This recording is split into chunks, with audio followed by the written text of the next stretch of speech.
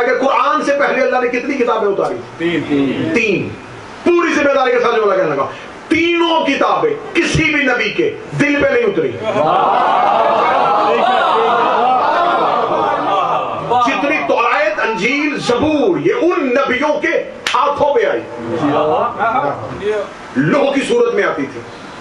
अर्श लोह आती थी, नबी लोह पढ़ता था, उम्मत को सुना देता था। कोई किताब किसी भी नबी के दिल पे नहीं आई, हाथों पे आई। अब जो उर्दू समझते हैं ना, उनके लिए उर्दू अदब का बेहतरीन जुमला बनने लगा, जो नबियों के हाथों में आई थी वो उम्मत के हाथ लग गई।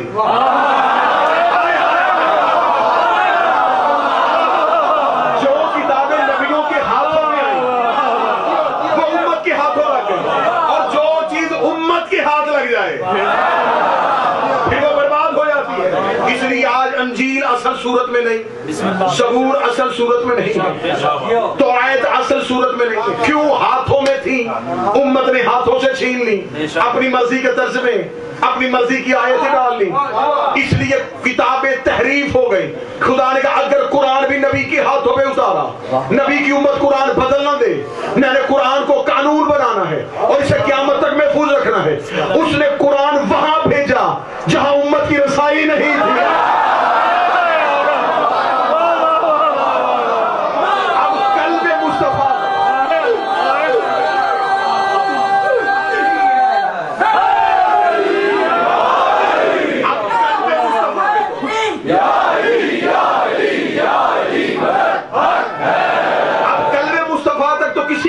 नहीं थी, उम्मत की रसाई कहां थी? नबी के दिल तक ना, उम्मत की रसाई कहां थी? उम्मत कहां बैठती थी? नबी के कदमों में। कुरान आया नबी के दिल पे, और उम्मत में और कुरान के वारिसों में इतना ही फर्क है जितना पांव और दिल में है।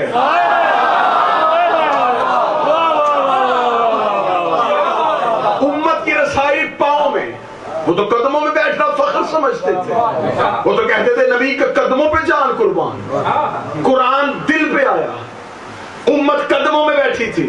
फिर मुझे जुमले की कीमत एक बंदा दे, लेकिन दे जरूर। उम्मत में और अहले बैत में इतना फर्क है